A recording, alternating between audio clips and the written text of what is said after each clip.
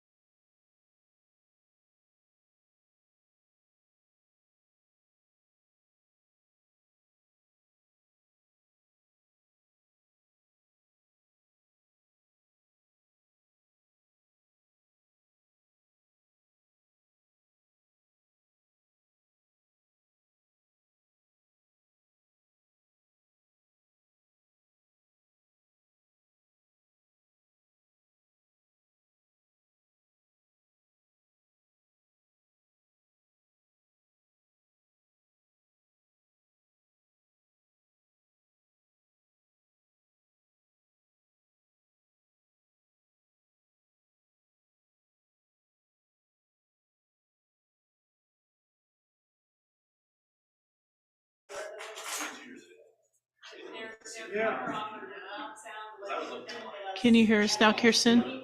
Okay, perfect. Why don't you unmute yourself and see if we can? Yeah, I'm going to do it for you.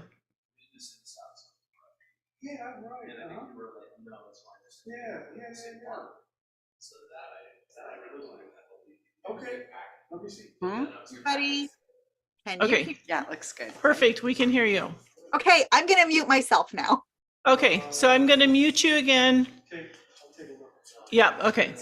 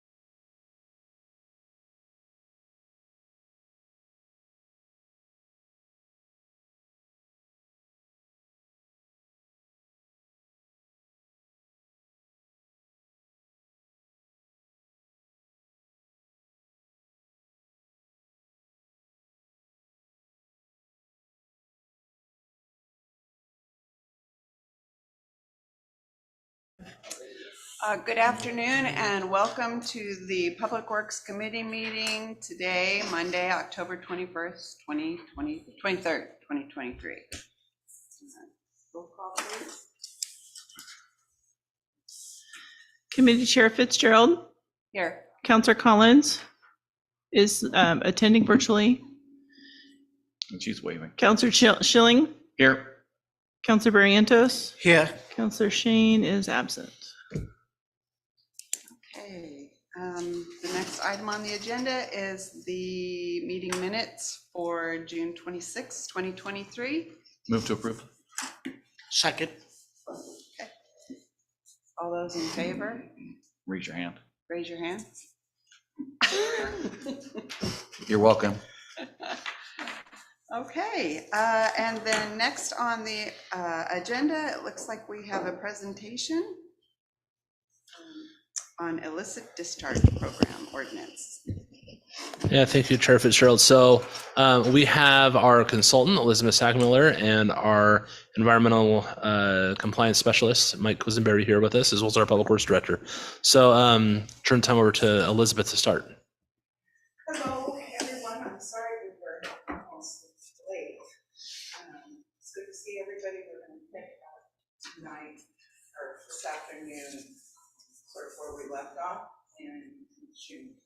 I do want to give you a quick update or a quick review of the TMDL program, just to get it back in your head. And then we're going to, And then we're going to start talking about an ordinance. So, you got a PowerPoint? You click, just click on the mouse at PowerPoint in the bottom left. The other left. Thank you. And you also have the screen up front too. And that beautiful photo was taken by your, by Mike Quisenberry, just in case you're wondering. I think that's Allison. Oh, the truth comes out. All right, so just as a refresher, TMDL is total maximum daily load. And TMDL is basically a numeric that describes water quality. Through state and federal government, you all are required to have a TMDL implementation plan that sets out how you're going to address Dallas's discharge of pollutants to waterways. And just a reminder, the text in red, this is DEQ administers the program for the EPA. So what you're doing is grounded in federal regulations. Dallas became a designated management agency in 2006. We revised the plan in 2022. I spoke to you all about 6 minimum control measures the last meeting, and what we're dealing with first on the agenda is illicit discharges. And this program, if you'll recall, so there will be a number of programs required in this implementation plan, but illicit discharge is really the foundation for how you build the program and your stormwater. These are just a reminder of the control measures. The EPA says if you're doing all of these things, then you're doing a good job. So, ordinance work. I wanted to put this in here because one of you may get very involved in illicit discharge and take a look at the language that is in the directive from DEQ for TMDLs. I'm using that language, but I'm also using the phase 2 general permit. If you see there, MS4 phase 2 general permit. The reason that I'm using that language is that it is in more detail than what is in your water quality management plan from DEQ. It makes it easier for the community, makes it easier for you, and they're not, and basically the language is the same. It's just more detailed in the phase 2 permit. What we're looking at in this ordinance basically is what you're allowed to discharge and what is prohibited. And Mike handed out prohibited list and an allowed list, and I'll refer to those as we go on. So developing this ordinance is a little bit like putting together a puzzle. I'm going to talk to you a little bit about MEP, maximum extent practicable, and then those non-stormwater or prohibited discharges, what's allowed, and then the enforcement plan. And all those things put together will represent an ordinance.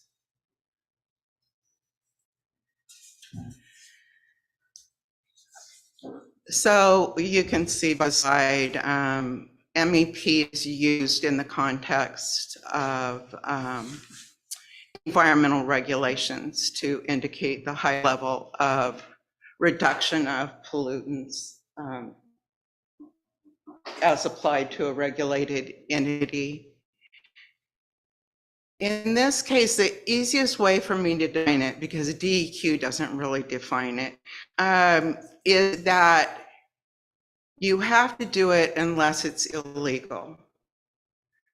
So meeting MEP does not take into consideration the political will of the community. It doesn't take into account the number of employees you have or how much money the city has. Those are all your responsibility. If you were doing something illegal to meet MEP or to meet the conditions of this program, then that wouldn't work, but everything else goes. So we have to start out, look at MEP and see where we have to go from there. Prohibited or non-stormwater discharges, these will make sense to you. And again, I didn't give you the whole list on the slide. That's on the handout if you care to look at it. Some of this makes sense. You know, you're going to obviously prohibit sewage dumping and paint and oil and that kind of thing. But you see that picture at the bottom, there's an individual that's just doing power washing. You'll see under item D that power washing is prohibited. It's a non-stormwater discharge. And one of the questions that always comes up when you're talking about this sort of thing is, you want us to prohibit somebody from power washing their driveway? That's ridiculous. That's not what they're looking for from you. They're looking for a strong ordinance that will prohibit those things in the event that you have somebody that's abusing it. So the ordinance will give you the means to say, you know what, we've talked to you about dumping this paint or washing your lawnmower out over the catch basin. We've talked to you about this 5 times and you keep doing it. So here's how we stop that behavior. Allowable non-stormwater discharges are mainly things that, activities that Public Works does. But we want to put these in the ordinance so that it's very clear that these things are allowed. If you remember at the top of that pyramid, we had something called an enforcement response plan. This document will not be in the ordinance, but we'll refer to it as the language. That enforcement response plan has to have an escalating enforcement response protocol. And that will say, basically, we'll bring something to you, but it will say something like, for the first offense, it's a verbal warning. The second offense might be something that's written, so on and so forth, with the ultimate being a fine.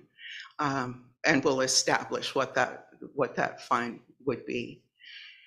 The enforcement response plan will document what is required for record keeping. So staff just says, here's my document and this is the record keeping I have to do. It will allow staff to access private property. And this is a big deal in some communities. There will be language that refers to access of private property if there's good cause to believe there's a pollutant concern that involves human health. So there are some guidelines in there. It will specify when staff has to respond to an incident, what's a human health issue, so on and so forth. And so again, this is just a document that's referenced in the ordinance, but it's obviously a very important part of the puzzle. So here's that pyramid again. We've covered MEP, what's allowed and not allowed for stormwater discharges, your enforcement response plan, and then your ordinance. And these other things are floating around that will also be included in the ordinance, like abatement by the city. If the city had to go in and clean something up, what the cost for that would be, remedies, so on and so forth.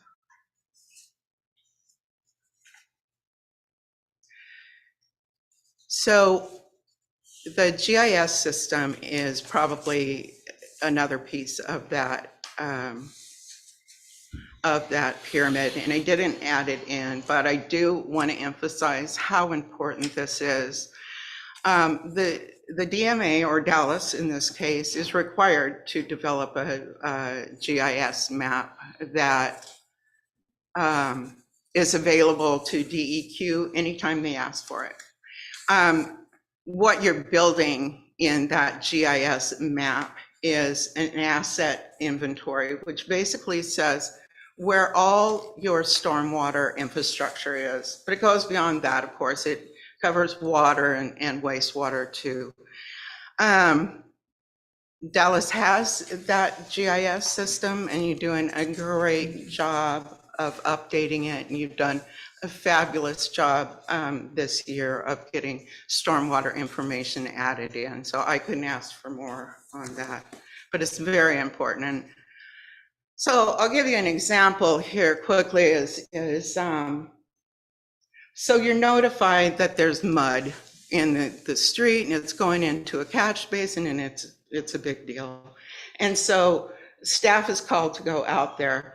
Well, from a push of the button, and they'll be able to eventually do this in the field, they'll know what structure you're talking about, exactly where it's located. So if there are two catch basins that are close together, which one it is, what stormwater pipe it discharges to, where the pipe discharges to a waterway, what size the pipe is, which will give you an idea of how fast that material is moving. There's a lot of info in there. It'll also include things like the property owner and the tax lot and all of those things. So this is a very important tool. And like I said, city staff has done a great job of updating this year. So you have this in a handout as well. This is my proposed purpose statement for the ordinance, and of course the city council, if you'll take a look at that. It's pretty broad, and it references things that you might not think are appropriate in this particular ordinance. I was talking to Mike about this and saying my question would be, well, why is the Federal Safe Drinking Water Act included in this? And I can give you that answer, but it's not really necessary. Anyway, this is just saying that the ordinance is there to protect the health, safety, and welfare of the citizens in the community. So I kind of touched on this. I just wanted to quickly say your staff is doing a great job, and I've done stormwater regulation or regulatory work for over 20 years, and they've done a great job this year. as I said, again, the GIS program is on track. And I don't have anything of concern to offer at this time. You're getting ready to submit your annual report for the 22-23 report year. And it's pretty glowing. You have a lot to be proud of this year. So next steps for all of you. You meet again, if I got the timeline right, in February of 2024. And at that time, we'll come back to you with an update. And by that time, I hope to have met with council and discuss that ordinance and what needs to be in there. Then we'll meet again in June, as we did this last year. And I put an extra meeting in there just in case in October, but it doesn't, we certainly don't have to have that meeting. And the goal will be then for you to recommend the ordinance for adoption to City Council prior to the end of 2024. And that's all I have. I know we needed to make this quick. And I've got to say that I hate being late. So that's why I'm doing this. I really apologize for not being here early. Any questions for myself, for Mike?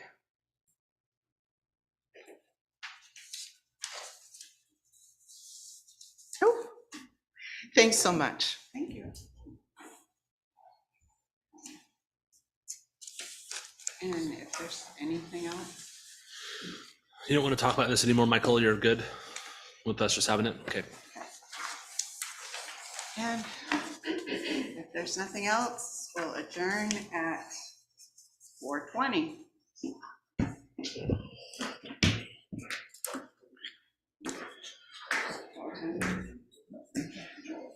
That's cannabis time. All right, are we ready to move on to the Public Safety Committee meeting? Yep. Almost. We need to get you back on the screen.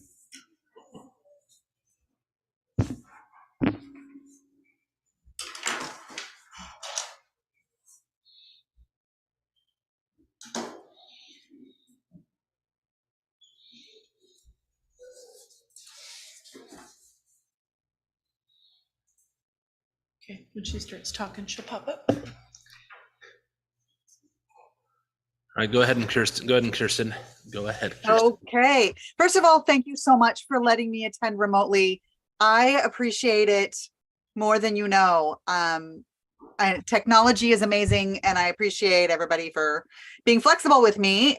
With that, we will call the Public Safety Committee meeting to order at 4:21. Do we need to recall our roll, or can we go with what we had from Kim's meeting? We're good. We're good. Okay, excellent. So first thing on our agenda is we need somebody to motion to approve or discuss our last meeting minutes. Our last meeting was in August. So moved. Second. Excellent. Thank you. All, any discussion? Is there any discussion about our meeting minutes? Okay. Nope, we're good. Great. So, and we need to call a vote then. So all, everyone who is in agreement with passing along these meeting minutes for the record, say aye. Aye. Is anyone there to oppose?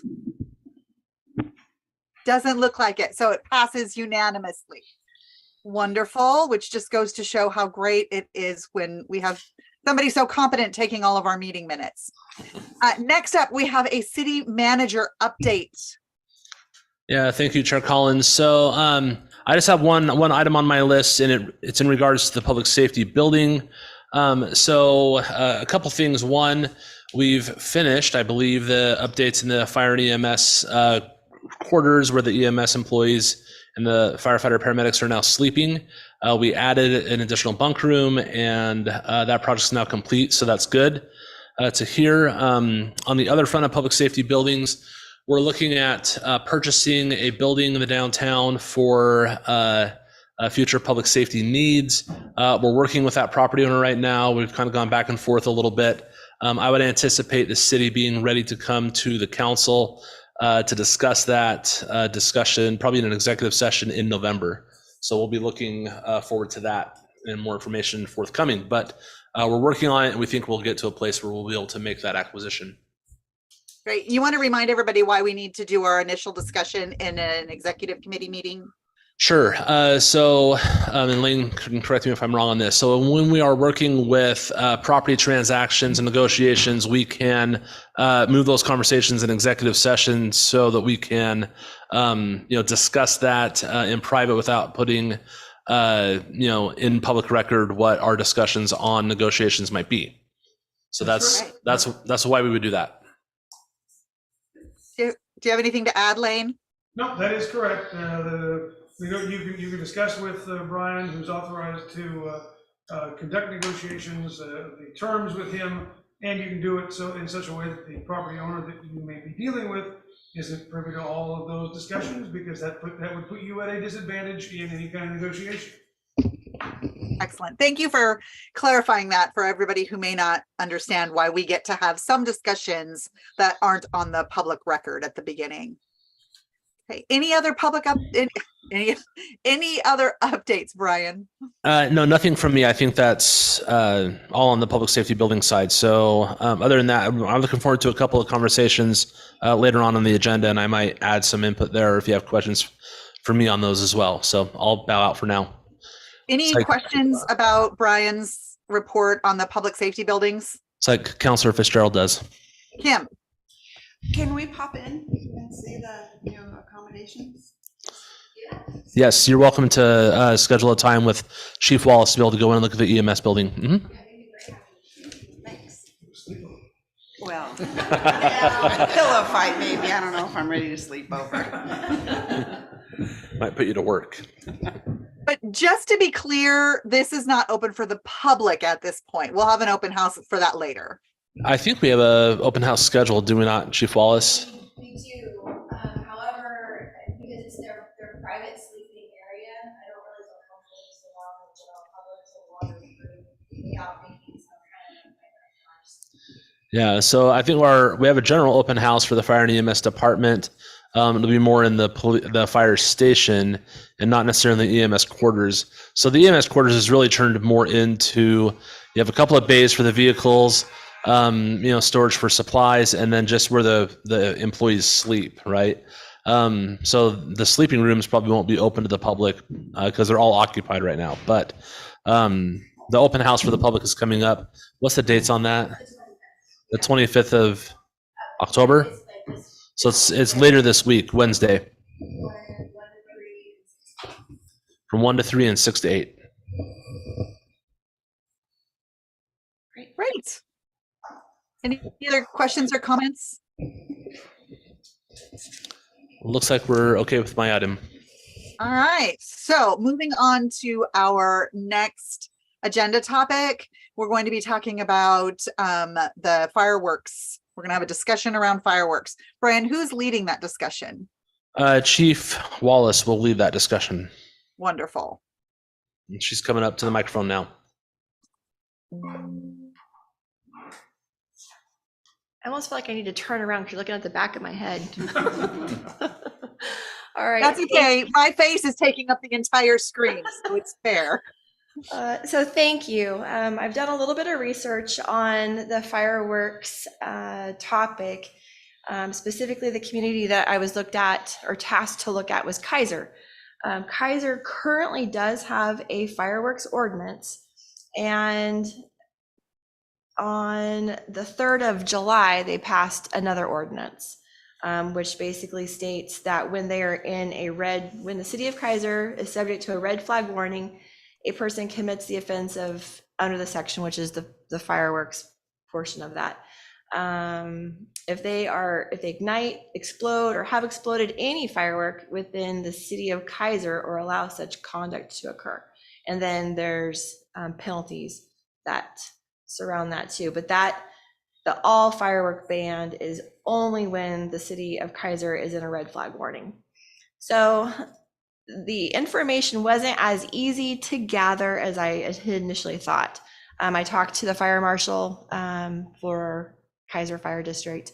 They don't enforce that. It's a code issue.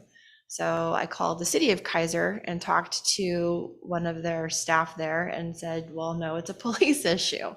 So then I ended up talking to one of the lieutenants at the police department who said that this was brand new for them, this particular ban. He wasn't able to get me the information that I'd requested. I'd requested some data points, and he was going to work with their analyst to see how easy it would be for them to pull the data. He would pull it for this year and then also years previous to see if their ban has actually made an impact on their community. So right now, I'm still fact finding.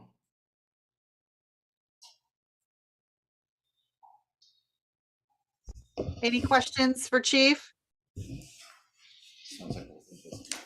Yeah, so it sounds like we'll probably just revisit this item, Chair Collins, at a future meeting. One to give you kind of a status update of where we were. We will follow up in the direction that we felt we've been given so far is to start to build towards a better education campaign for this next year on, proper use of fireworks, the state bans on aerial fireworks, and just letting people know how that works. But it's certainly going to be interesting to see with the city of Kaiser putting in the full ban of fireworks during the red flag warnings and looking at that data. So that'll be really interesting to see when we're able to recover that. Great. When would the education, the push start? So typically we start that push along with Oregon State Fire Marshal's office. It's right around, we try to work it in conjunction with when they start doing their press releases, and that's typically May, June, and into July. They do an oversaturation starting in June through July. Yeah, and as we bring this back to the next committee meeting, so when Elizabeth Sagmiller talked about the next committee meeting being in February, that's because the December meeting would fall on Christmas Day, and we're not working that day. So we can either postpone that to the 26th or just not have a meeting in December. So that's a conversation for this committee to think about. But if we don't have a meeting in December, the next meeting would be February. When we bring the fireworks discussion back there, hopefully we'll have the data points by then. We can also start to outline what the education materials may include in addition to what we've done in previous years, when to start that, what might be more effective than what we've done in past years. And then we can refine that before the April meeting and still have, April, May, or May, June, July, if we wait until April, or if we decide we need to do it before then, we can start hammering that out in February. Kim? So I'm just kind of sitting here and I'm thinking, what are we thinking? Where are we trying to go with that information from Kaiser? And what is the purpose of the discussion, really? Are we wanting to ban fireworks? Are we wanting to limit fireworks? Are we wanting to establish red flag warnings? So I think if I can kind of just recap what we talked about in the last time we talked about this topic, we kind of came to the conclusion that fireworks is really about just enforcement and your ability to enforce. As Chief Simpson talked about, it's difficult to enforce on fireworks. And even when you have, outright bans of fireworks, every community still struggles to enforce that. So we felt that the best direction necessarily wasn't to have all of our police officers working the night of 4th of July, because it costs a lot of money and you're really not going to be effective, even with a whole army of officers. So the direction was to just build a more robust education campaign on what's appropriate, how to, deal with fireworks safely, what the law says you can and can't do, just to really make it clear above and beyond what we do today on fireworks safety, right? And how we can prevent, homes from burning down. We had a couple of fire instances this last year. So how do you just prevent that from occurring and using fireworks safely? Looking at what Kaiser does, all the way to an outright ban, I mean, how does that relate to that? I mean, So- what is that information going to give us just for education? So it's really kind of an education for us to be able to see, looking at the call volumes. I think is what April's polling, right? Is how many calls did they receive for firework related incidences on years where there was not a ban, like an outright complete ban, compared to this last year where they did have a ban in effect. Now, kind of have to take that with a grain of salt because they put that ban into effect the day before the 4th of July. Right. A lot of people probably already bought their fireworks. Right. And so, it may take even beyond this year to see what that does if they're in another red flag warning and if they had another outright ban and when that was put into effect. So, but it'll just be interesting data to look at and see if there's things we can learn from kind of their experience in doing something like that. And we may consider if we're in a similar circumstance of a red flag warning, hey, it's dry, it's hot, it's windy, not a good time for fireworks, how we could implement a similar ban if needed, and how that might be effective or not. Okay, so we are potentially looking at ways to do bans if. I think we're looking at, what other communities have done and how they've been successful as a way to just help us know and what we can learn from if we're put in a position of having to do something similar. Thank you. I can see you, Mike. Just to refresh my memory on our fire situation, I believe we only had one house fire that was probably related to fireworks. They did finally Yeah, determine. there were mortars, so Right. they were illegal fireworks to begin with, but there Correct. were mortars all around Yep. the base of this house and into the bark dust. And we just happened to have one other house fire the same day that was We unrelated to did, and fireworks. that was an accidental fire. Did we have we had any other house fires? Not house fires, no. We have had small bark dust fires. Sure. I think there was 3. Front yards, backyard? It's like side yards, like that decorative area where the bark dust would Sure. be. Any other discussion on this topic? Okay. Okay, All right. Thank you, Chief. thank you. All right, I think that we're going to have Tom come up now and talk to us a little bit about photo radar. Yep, he's on his way. And Tom also has some other update stuff to give us. All right. Thank you, Chair Collins and committee members. If I may, I'd like to hold the photo radar discussion until the end. So to get some of this other stuff covered here, just as general updates. You asked a little bit about our Chiefs Advisory Panel. We had a meeting in September. And that was a meeting where the panel members had asked to take a tour of our facilities. So we walked them through all of our police facilities so they get a firsthand look at how things were. And that was pretty informative for them. After that, we discussed the first Battle of the Badges that we had down at Grocery Outlet during the Independence from Hunger Drive, and the fire department police went down there and do a bunch of stuff in carts, and that turned out really, really well. Give them a little bit of a staffing update.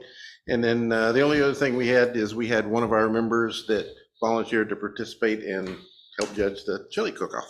So we have the next meeting for our Chiefs Advisory Panel set for December. So we'll see how that goes. On to a staffing update for the PD. I really have some encouraging news this time, which we haven't had in a while. I have 2 recruits that graduated from the Academy September 15th. That's Josh Grumbo and Tristan Thompson.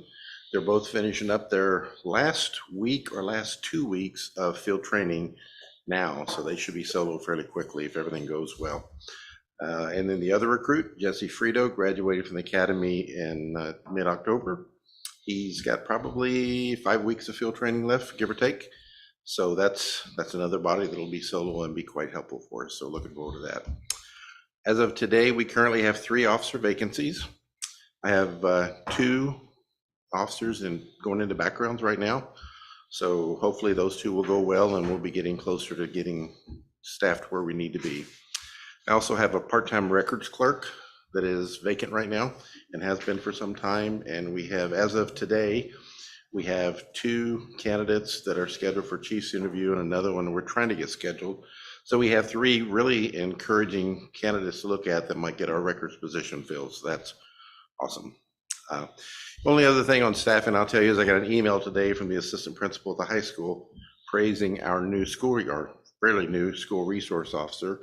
He was at the ball game this past Friday and spent a lot of time throwing things up to the kids, and they just really were raving about how well he's fitting in and how good a job he's doing for them. So that's great. I didn't have any doubts Jim would do a good job, but he's doing great.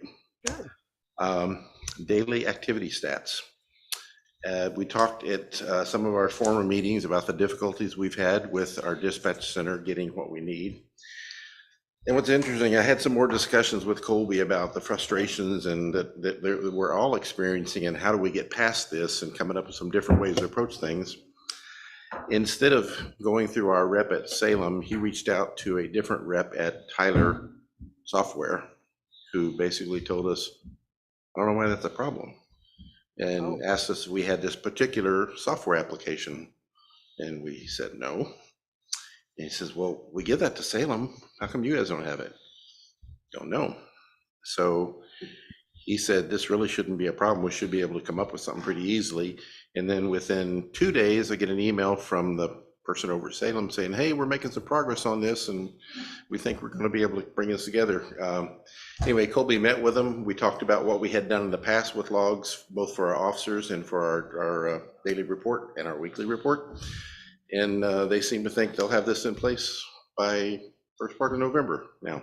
So I've heard good to this hear. before. I'm sorry?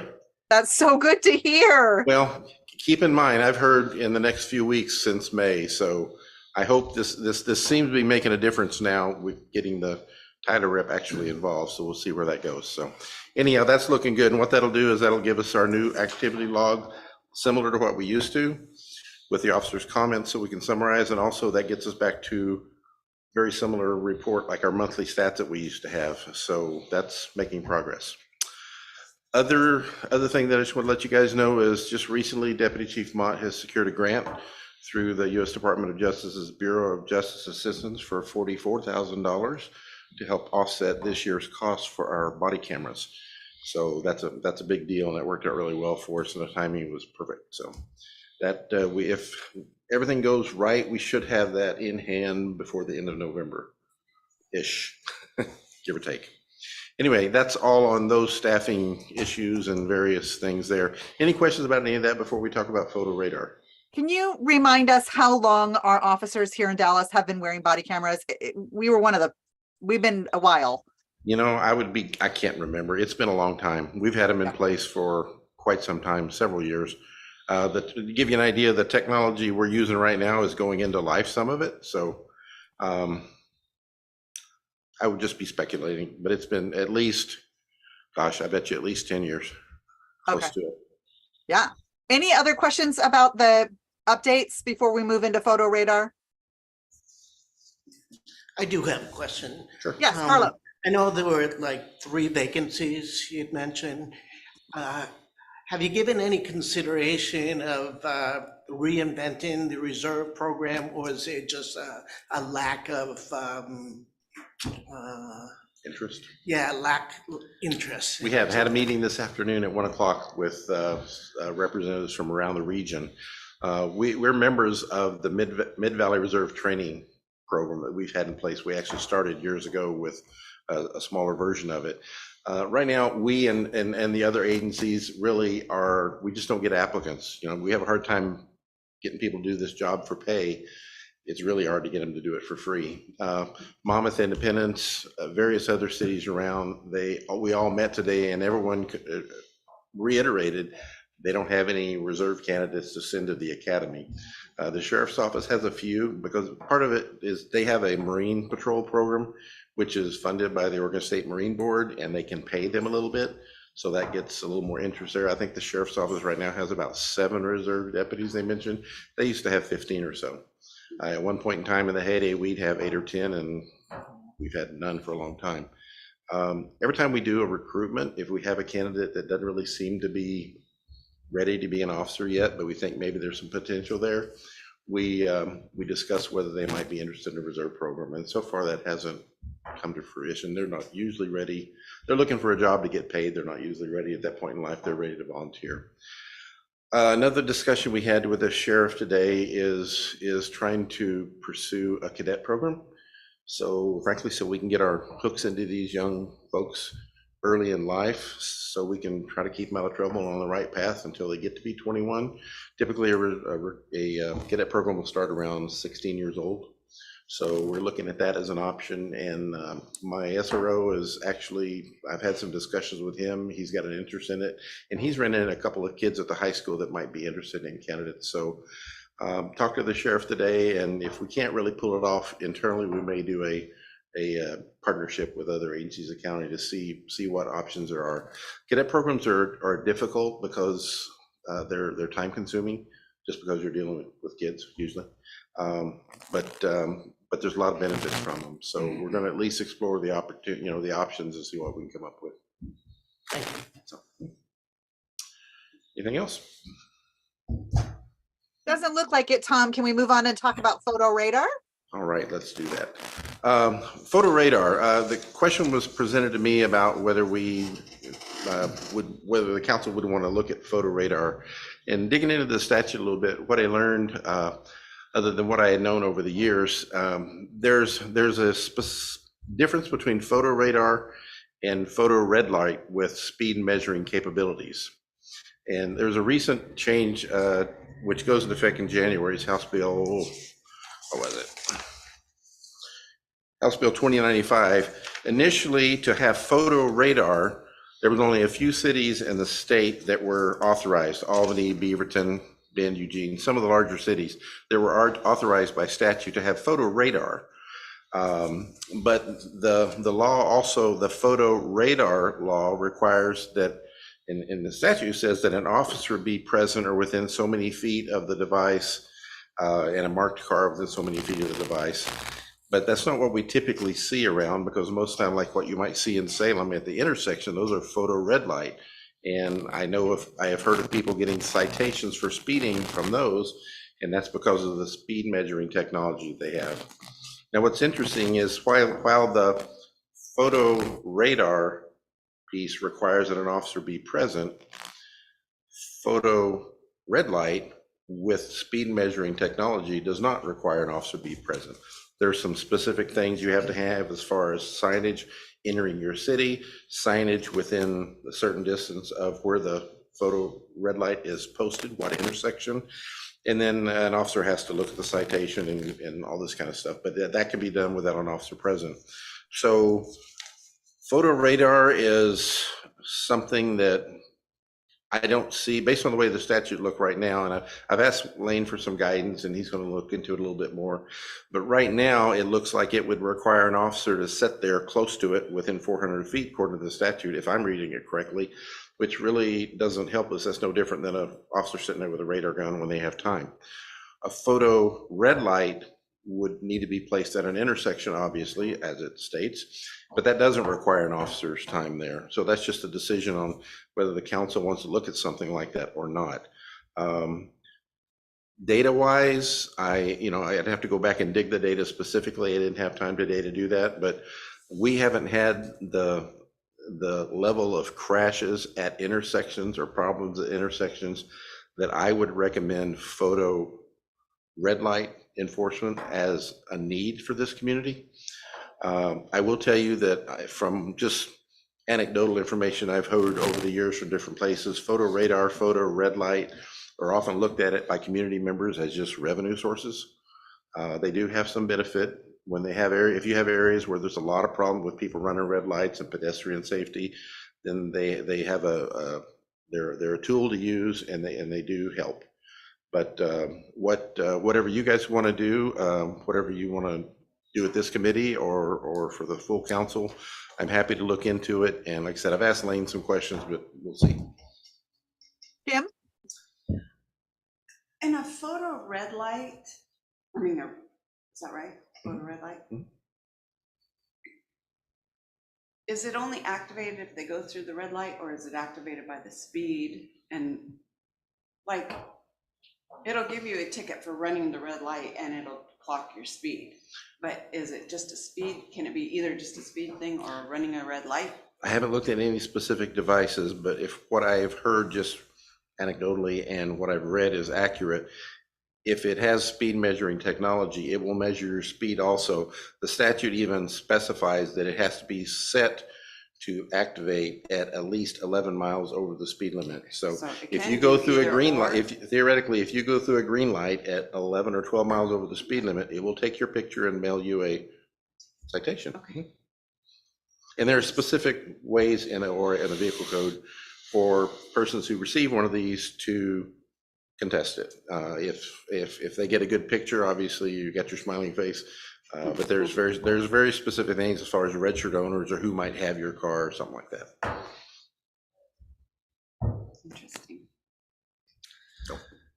So my question, Chief, is as I went through all the signalized intersections in town, only one is not on an ODOT facility. Is there rules against having photo red light on ODOT facilities that are owned and operated and maintained by the city? I didn't see anything when I read through today, but I'm not certain. I don't think so. Yeah. Because it says that you can have them, the initial law said, well, no, that's Yeah, radar. not I'm radar. pretty sure in that case, that, no, there's no restriction. Yeah. Okay, yeah. I mean, because, Okay. you know, the one at Uglow and Miller is the only light that's not Right. on an ODOT facility. Everything else is ODOT. One other thing that I found that was really interesting, as I was learning a little bit between photo radar and photo red light, you know, the House bill that goes into effect January 1st is about photo radar. And this is the one that the statute says very specifically, touch on this.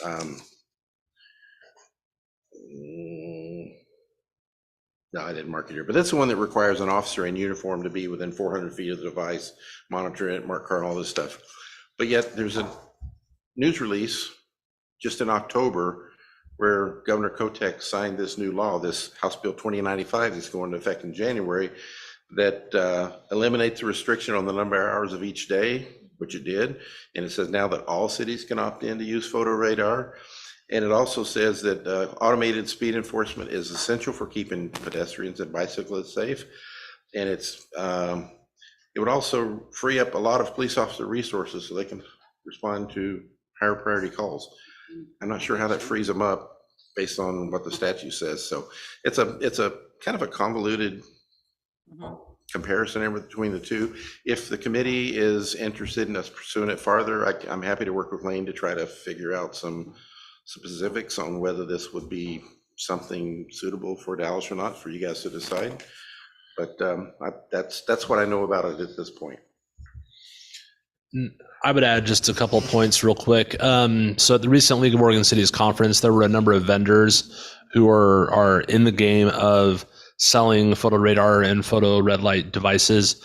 And so I grabbed their materials, knowing that there was some interest among some of the council members on this. And so I have that information if you want to pursue further conversations and start to look at, you know, what the cost is and things like that. We have those resources.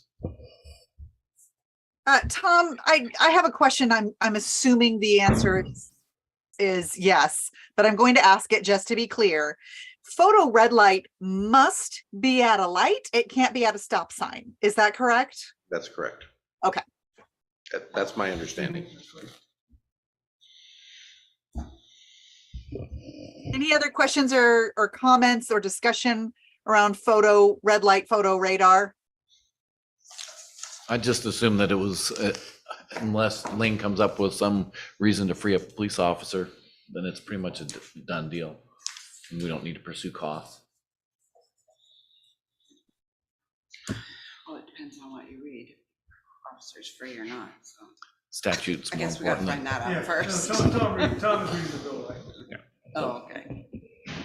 So what if we tabled this unless Lane finds something that would indicate that using this kind of technology would actually free up the human police officer? We can take a look at that. And then if you don't find anything, Lane, we won't hear back from you. And if you- Or I'll let you know. Okay. Is that okay with the rest of you guys? Yep, getting head nods. Okay, great. I cannot see head nods from here. So good. All right. Anything else from any of the other committee members for today's committee meeting? Nope.